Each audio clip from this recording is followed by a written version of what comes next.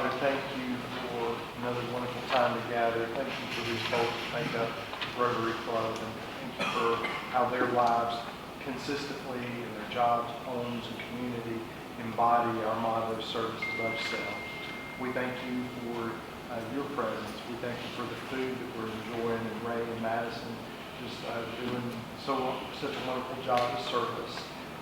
We thank you for Dr. King being with us today, and we look forward to hearing from her. Thank you for, again, this wonderful time that we have. It's in your name. Amen. Amen. If you will, join me in the pledge of allegiance. I pledge allegiance to the flag of the United States of America and to the republic for which it stands, one nation under God, indivisible, with liberty and justice for all. Thank you. Do we have any visiting Rotarians or guests today? Other than Dr. King. All right. I will now, if we could, do Happy Bus. Matt. And since we have a board meeting today, we will just pass the card.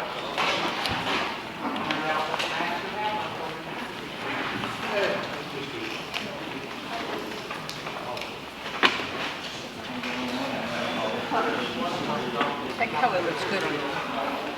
Thank you. Beautiful day. Happy New Year. Happy New Year.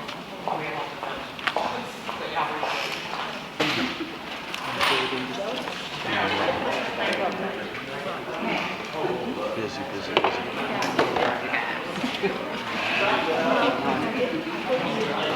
Now I don't know why. All right, what's this go to do? Thank you, Rad. It's this time of the year. So now we'll move on to announcements. I have quite a few announcements, so if you will just bear with me. A couple I just want to bring up from a couple of weeks ago. One, Phil's King Dixon Scholarship. If you have the opportunity to read the letter at this point that he sent out, if you are so moved to contribute to that, that would be fantastic.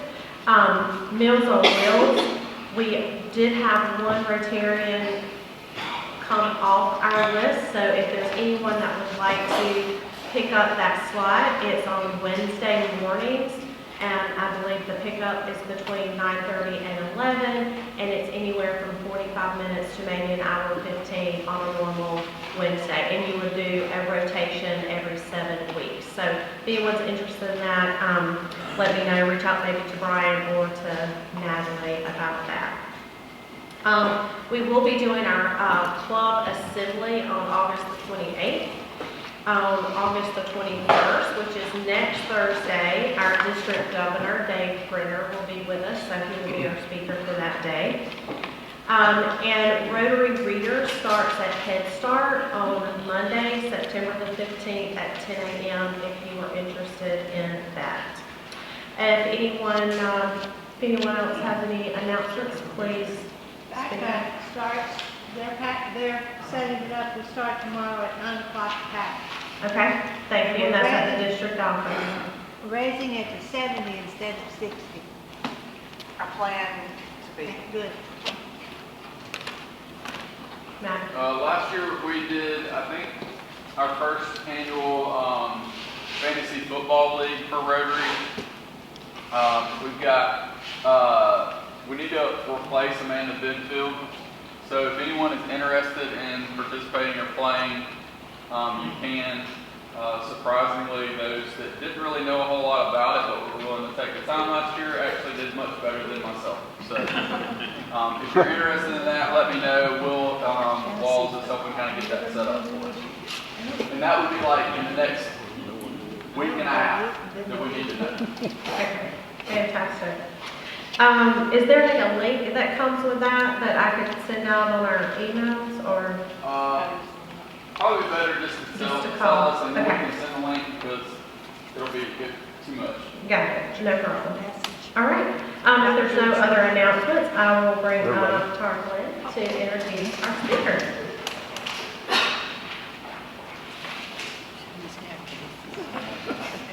Sorry. Sorry, Matt. Just finishing about it, sorry. I brought with me today Dr. Moni Keene, and she will correct me very quickly to call her Moni. She is with the PCOT school, and I wanted to bring her in today to talk to you about a lot of what they do, but also to brag on them of some of the great things they've already done in our community and let you guys know what a resource it is. The PCOT school's been around at Presbyterian College now for occupational therapy about 4 years, and Dr. Keene has been with them for 3 of those 4 years, so helping launch a lot of new things. She is from Goose Creek, so a good South Carolina low country girl. She's a Gamecock fan. I told her she'd have some support in the room. And her favorite things in life are the Gamecocks, her daughters, and her doggies. So Moni and I met a couple years ago, and she and her team have worked very closely with us at the Lawrence County Board with their occupational therapy school. Their students come out almost every semester, even through the summer, and work with a lot of our folks on some really fun things. And it actually opened our eyes to what occupational therapy means and how much they do. And honestly, OT can be linked to absolutely anything you do in life. So it's not age restricted, it's not, it's just anything we do. Any of us could use a little bit of knowledge from an OT.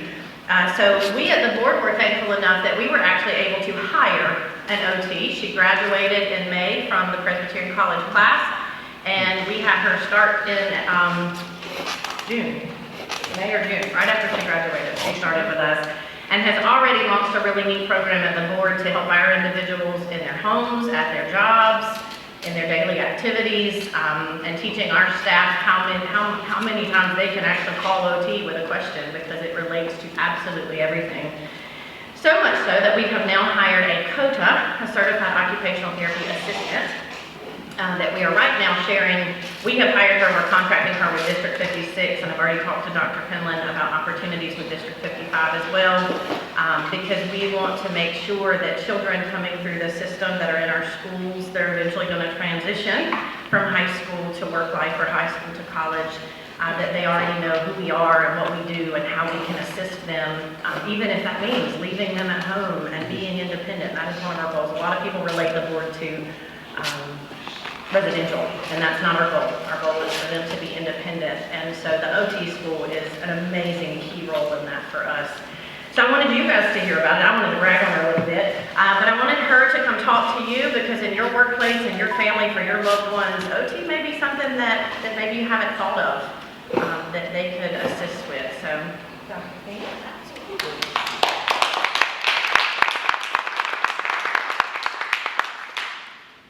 A little vertically challenged. Okay. Thank you so much for having me today. This is my first Rotary Club experience, and Tara's been doing a really good job of educating me on what you guys represent, and it just makes my heart extremely happy, because our motto at PC is, while we live, we serve. And we take that as an OTD department, a doctoral occupational therapy department. We take that very seriously. And I'll be talking a little bit later about the things that we are doing in the community. But first, let me tell you a little bit about myself. I am one of those blessed individuals that have been doing OT for 38 years. And when my alarm goes off in the morning, I am still thrilled to get up and come to work. I am living the dream. I never thought in a million years that OT would have brought me where it has brought me, especially as a director of a doctoral program. But I retired as a school-based practitioner, so I've worked in special education for 27 years. I graduated from MUSC back in 1989, and my first job was at the Institute of Psychiatry. From there, I went and worked with a private company that was actually based out of Easley, and there I was introduced to the school setting as well as working in skilled nursing facilities. After that, I went back to MUSC, where I was the acute care team leader and worked there for almost 2 years and had my first baby girl. And I wanted some more time with my daughter, and fortunately, God in His infinite plan brought back the special ed coordinator that I worked company, and she asked me to come back and work for them full-time, and I never looked back. And I tell you, I worked with such amazing groups of children, amazing groups of other therapists, as well as parents and caretakers. It taught me things that to this day I'm still putting into practice. From there, I started to do adjunct work because one of my mentors from MUSC saw something in me I didn't know that I had, and she asked me to co-teach with her in the summer in mental health. And so I started off as basically an assistant to her, and within, I'd say, about 5 years, I was teaching the class by myself in the summers. And that's where my love for mental health started to really spring forth. And so from there, I went back to school because I loved teaching, and I got my master's degree from Boston University in 2019, and then 10 years later, went back and got my doctorate degree at the age of 53 from the University of St. Augustine. And I retired in 2022 from working in special education to come up here to teach full time. And I was actually hired as the capstone coordinator, and things just happened so that I was able to step into the role of program director. And one of the things that just really encouraged me when I stepped into this role, I did not want us to be a silo unto ourselves. So we are in a building that's called Bailey Hall, and it's on the main strip of PC.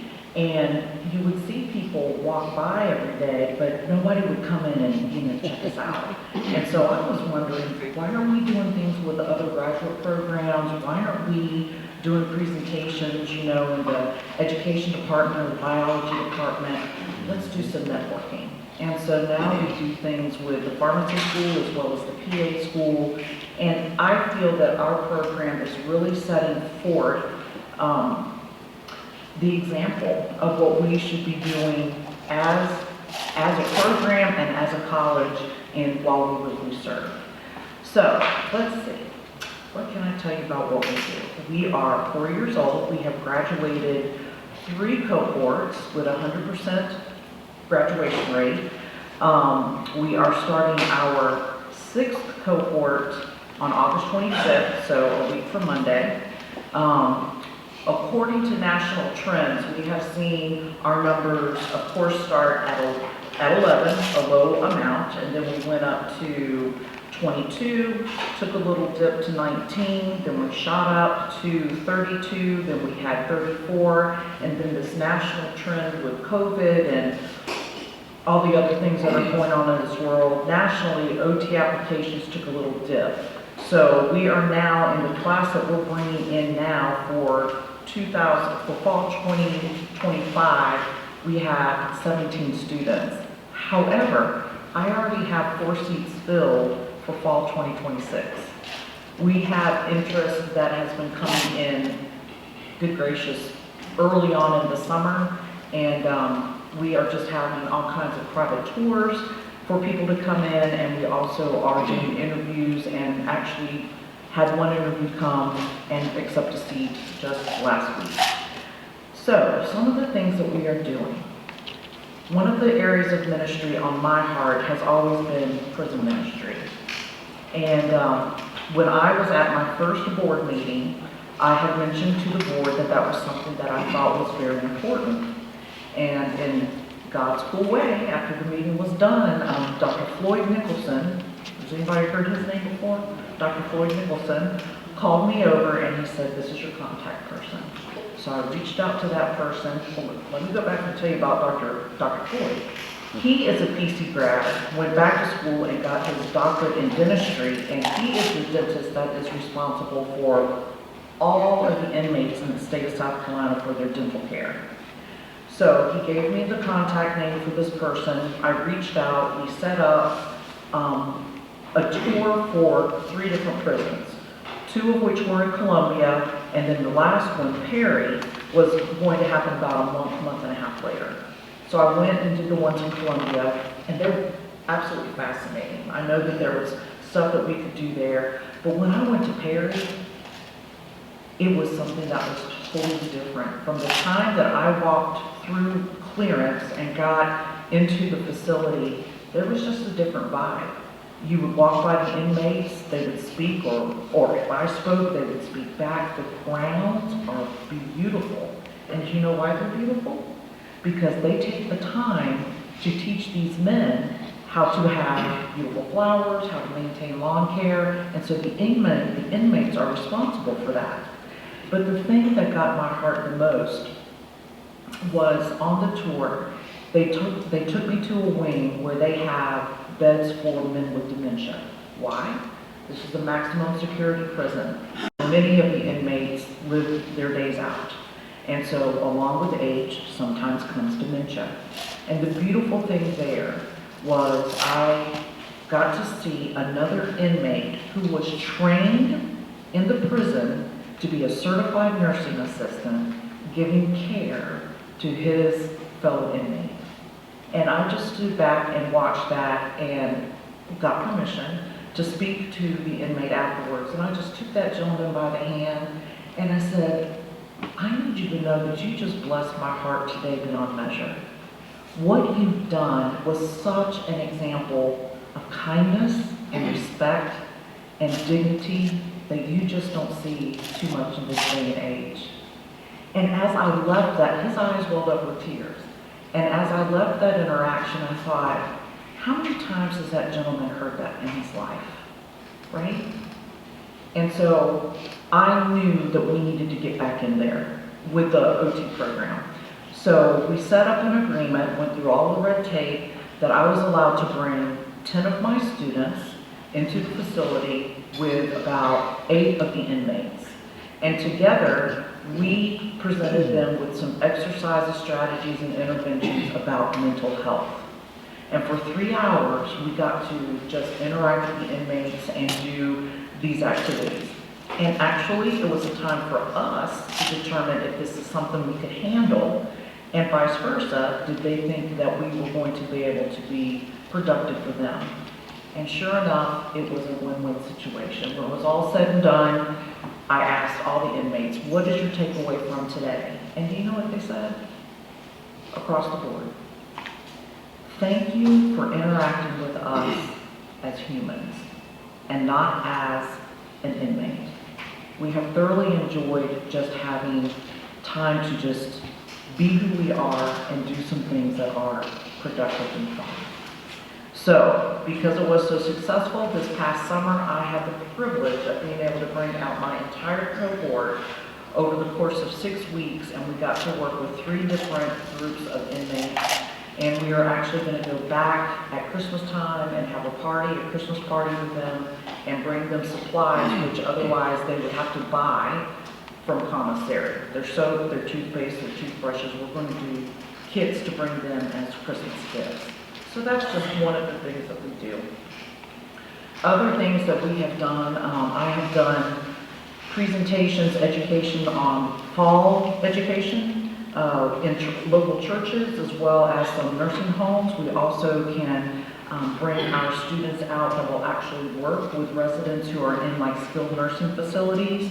We take time to do the education on what fall prevention is, and we teach them how to get up off the floor, how to better accommodate their environment so that they get rid of the risks of falls.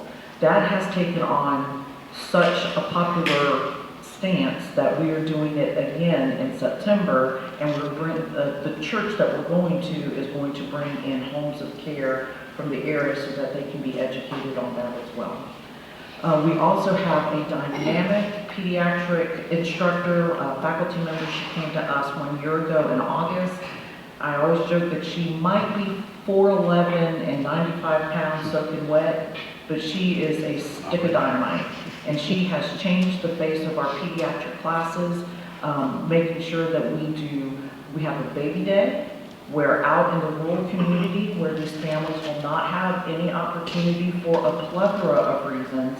They were able to bring their children in from ages, we would take them at birth, but the youngest we had was like 4 weeks, and they went up to almost 3 years of age, where we were able to do screenings for them to see if there was any risk of developmental delays. Now, of course, we embedded that into our pediatrics course, so each one of our students was able to do this developmental screening under the tutelage and supervision of other faculty members. We also have paired up with the Clinton Elementary School so that on their spring break, we have a mini camp for them Monday through Wednesday, starting at 9 o'clock in the morning, going to 3:30 in the afternoon. And once again, we pair up our students with the participants that come in. And let me tell you, we had 25 students, kids, come to this event this past spring break, 2 of which the families heard about it through our advertisement on Instagram. They came down and rented an Airbnb so that their 2 children who are on the spectrum could come to the event. We also had another family that would drive up from Newberry every day so that their child could participate in that as well. Our students had the opportunity to be able to do an assessment, an observation, write treatment plans, write out evaluations, do what they would do in a pediatric setting with children from the community. Again, win-win. I just had the beautiful privilege of going to the Pathway House. Have y'all heard about that before? Out in Greenwood just a couple of weeks ago. And I was moved to tears. It is a program for the unhoused. We are no longer calling it homelessness because that comes with such a negative stigma, but now we are referring to that population as the unhoused. And at this facility, it's a church, they have a place for unhoused men, unhoused women, and they also have 10 tiny houses in a row which are set aside for either single dads or single moms with children who are experiencing being unhoused. But the beautiful thing about this is that they are approaching this not only from the Christian point of view, which is so very important, but they're also addressing it through the lens of trauma. And because they are addressing this population through the lens of trauma, it is giving the adults and the children an opportunity to be able to hopefully come to understand why things are happening the way that they're happening. They're breaking generational curses. They're coming to understand why they are anxious, why they are experiencing fear. Case in point, one lady came up just a few weeks ago. The executive director had given a presentation at a church one Sunday. A lady who was 72 years old came up to him, his name is Anthony Price, came up to him after the service and she said, "I finally understand why I am afraid of men." And he said, "Why?" She said, "Because I witnessed my father beating my mother all throughout my childhood." At 72, she had that epiphany.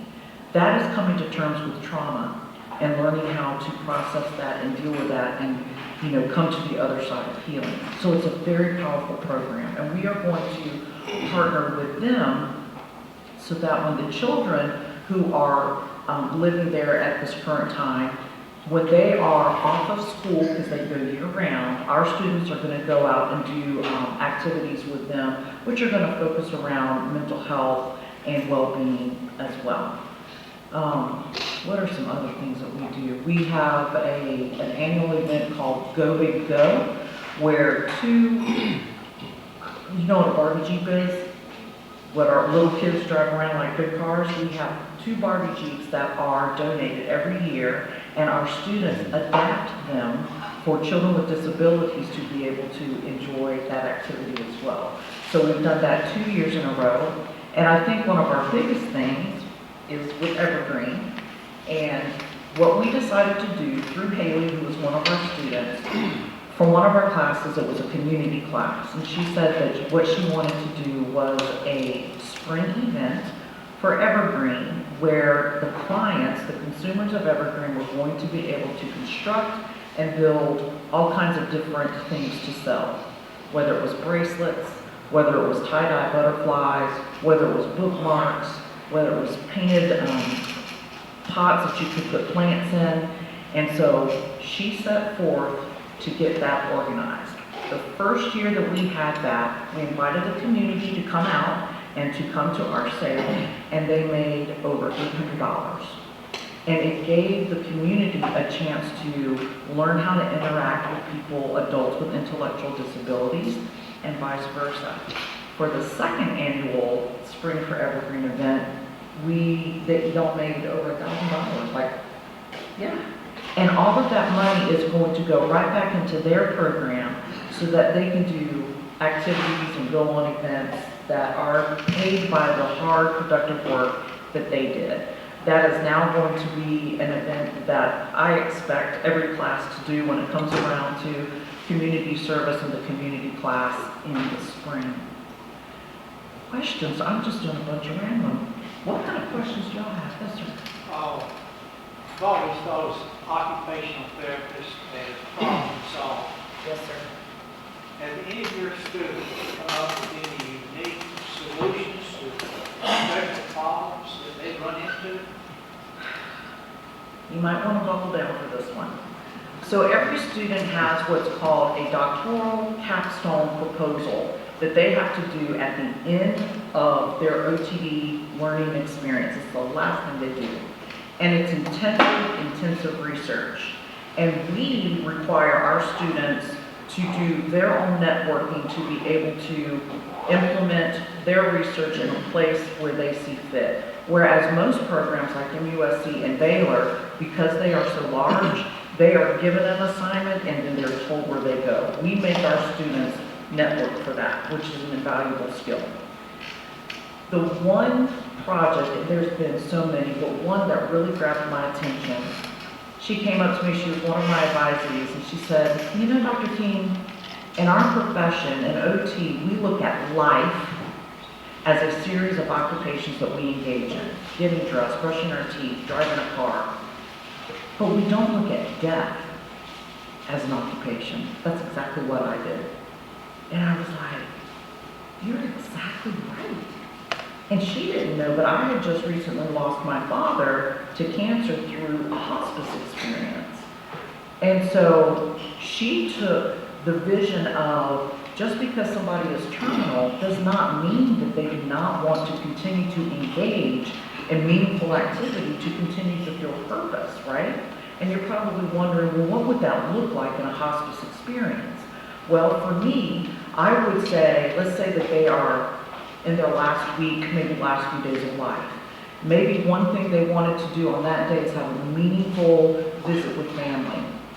It would be my job as the occupational therapist to pair up with the nurse to problem solve when is the right time to give medication so that they're alert and awake and comfortable, yet comfortable during this time. It's also going to be my job to properly position them and get them ready to have as much zest in their visit in a short period of time. So that's one example. In her research, she reached out to a theorist who had created a theory that perfectly matched her project, reached out to that theorist, and the theorist said, I am so thankful that you reached out because I never got to implement my work due to COVID. Would you apply my theory in your research and let's publish together? What? Of course, I'll be happy to do that. Also, because her data was so overwhelmingly positive about the role of OT in hospice care, they offered her a job, or at least said, would you come back and be a consultant? But she said, I will consider that, but for right now, I'm going to do travel therapy, and that sweet girl is making $2,000 a week, and home care, her residential care is taken care of, living her best life, living the dream. We are masters of problem solving.